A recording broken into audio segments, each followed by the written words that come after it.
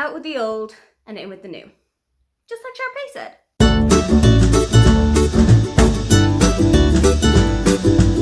Hi, welcome, come on in. My name is Aoife and today we're getting rid of some books. I think this is one of my biggest book unhauls for the year. I think I've got around 30 books in here that need to get off these shelves.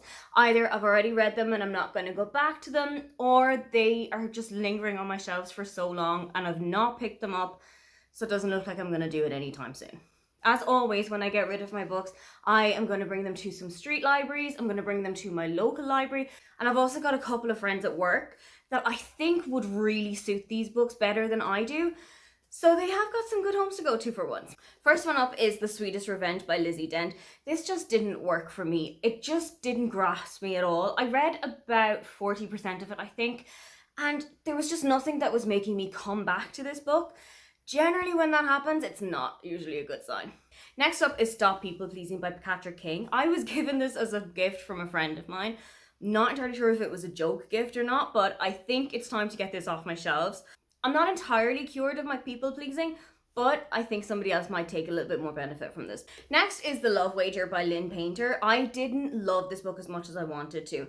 This was on my autumn TBR for this year and it just didn't work for me. The writing was a little bit clunky, I didn't really connect with the characters, and I never really found myself wanting to reach for it. So I know that I'm not going to go back to this book, but maybe I can drop it off at my local library and somebody there is going to fall in love with it. Next up is How Do We Know We're Doing This Right by Pandora Sykes. I haven't reached for this book at all. I think this was a present for like a birthday or Christmas a couple of years back, and I've never really gone for it. This is a non-fiction kind of a self-help book, and I've never really gone looking for it. Any kind of time that it could have fit into a readathon prompt, I didn't reach for it. So that's kind of a sign that we need to say goodbye. Next is The Worst Best Man by Mia Sosa. Of the two Mia Sosa books that I've read, this was my least favourite, but I did still enjoy it. However, I have got a copy on my Kindle that I recently discovered, and then made the thought process of, if I have a copy of it already, and I want to go back and reread it, I'll probably reread it on my Kindle, or find a copy of it on script, rather than reaching for this book that's on my physical shelf, so this one can head off to the local library. Next is Thanks Pennies by Valerie Loftus. I've read this. It took me like a day. I finally got through it, but I'm not going to reach for this again. This feels a little bit kind of like an ode to pennies, aka Primark.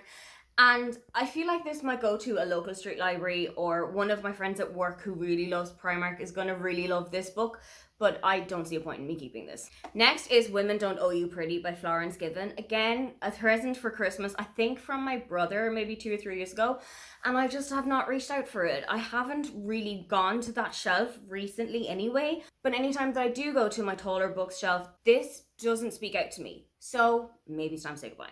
Next is Unraveling Oliver by Liz Nugent. I did try this and I DNF'd it because unfortunately I did not enjoy this book at all. The characters were awful, and I know that that is something that you get from a Liz Nugent book, but this was another level of awful characters that I just didn't enjoy reading. And when you're not enjoying reading a book, it's kind of likely that you're not going to keep it, isn't it? I'm also getting rid of Rich People Problems by Kevin Kwan. This is the last book of the Crazy Rich Asian series, and it is chunky. The reason I'm getting rid of this one is because I have already given my local library my other copies of the Crazy Rich Asian series, so I feel like I owe it to them to finish off the collection. And if I ever want to read this again, which I did enjoy, I will just go back to an audiobook, or I will see if there's a Kindle copy available.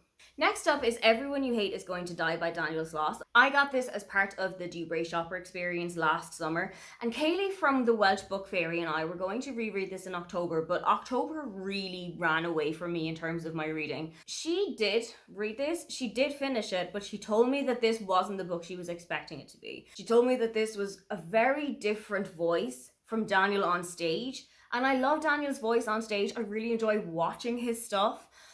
But when this was so completely different to that, I just don't think that it's going to be the book that I'm going to reach for. Another book that I got in the Dewbray Shopper experience is Woman Eating by Claire Coda.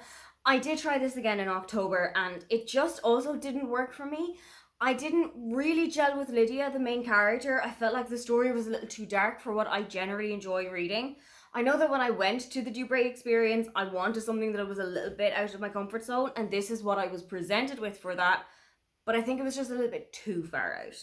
Next is How to Kill Your Family by Bella Mackie. When Lianne from Literary Diversion saw that I had this on my TBR, she basically said, good luck. I've seen a couple of reviews for this that are a little bit mixed, but I have seen a couple of pretty negative reviews for this. And from what I've seen, I don't think that this is the book I wanted it to be. Next up is The Backup Man by Phoebe Lockhurst. I just haven't reached out for this one. There's been a couple of times that this could have fit into a readathon prompt, either for the Amazing Readathon or for the Get a Clue Readathon, and this book just never crossed my mind while any of those prompts were happening.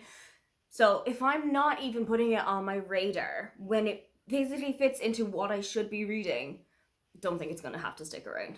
Next up is one that I'm kind of sad to get rid of, and that is The Mysterious Case of the All Pretending Angels by Janice Hallett. I ate the appeal whole last year. I think I sat on my chair for 6 hours, didn't move, didn't get up, just escaped into the book.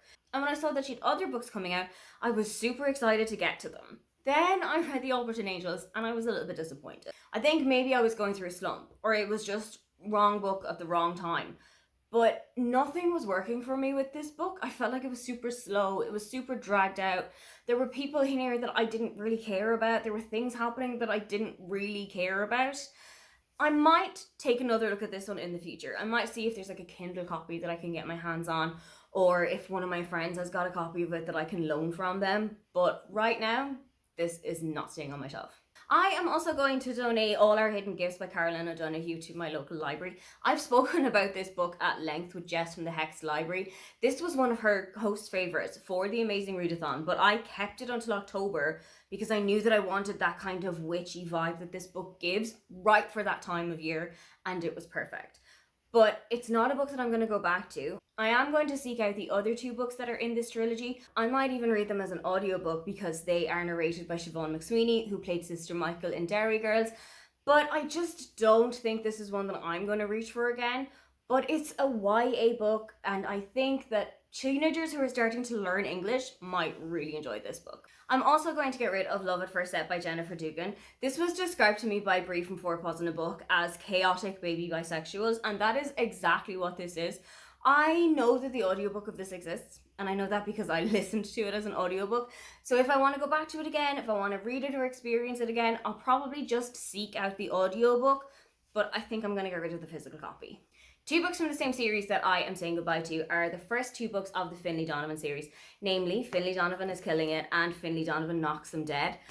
I listened to these as an audiobook, and you know what? I just wasn't grasped by them. There was something about them that just didn't hit me the way that I wanted them to. And I think that that is a sign that I should say goodbye to them. If I wasn't really paying attention to the audiobook as much as I maybe should have, maybe it's a sign that these books just aren't for me.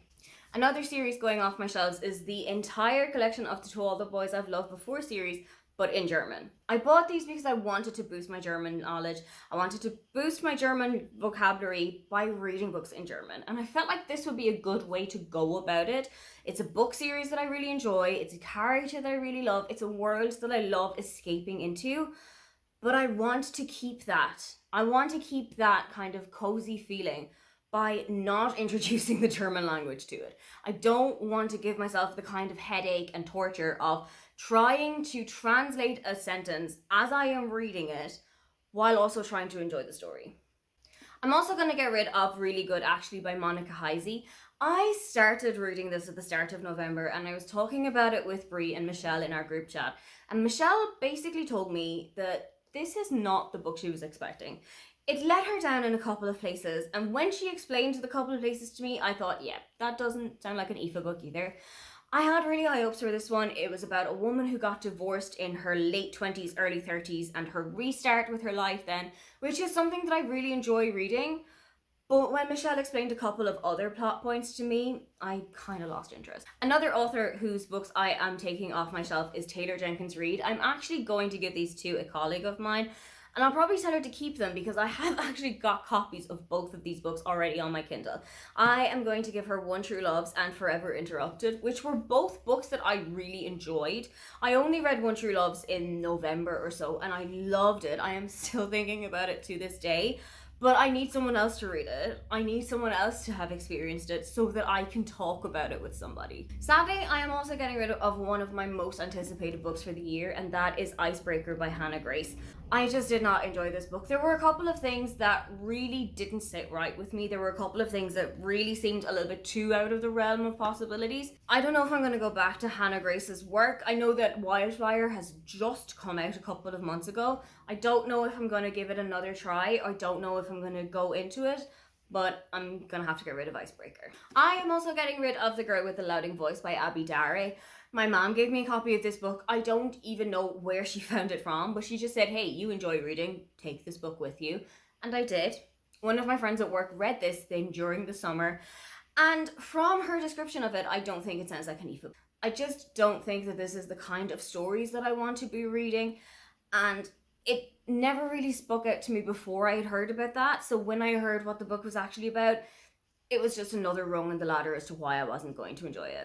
I'm also going to get rid of The American Roommate Experiment by Elena Armas. I tried The Spanish Love Deception while I was in Mallorca, and I think I got maybe 10 pages in before I just gave up. I know that that book can be super Marmite, but the writing style and the flow didn't really spur me on to want to read this either, so I think somebody else is going to want to pick it up instead. Finally, I'm also getting rid of Sally in the City of Dreams by Judy Curtin. I really enjoyed this book, and I did a blog tour for it at the middle of October, but it's not one that I'm going to reach out for again. And I live in Germany, where children will start to learn English at around 9, 10, 11 years old, which is the target audience for this book. So I feel like if I bring this to my local library, somebody is going to pick this up, learn a little bit of English, and also learn a little bit more about a different country too. The entire mess of books that is now taking up the majority of my bed is getting out of my house in a couple of days. When you unhaul your books, where do you bring them to? If you'd love to leave me a comment but you can't think of anything you'd like to say, then just leave me the waving goodbye emoji. Don't forget to like and subscribe because I have new videos up every week. Now, get on out of here.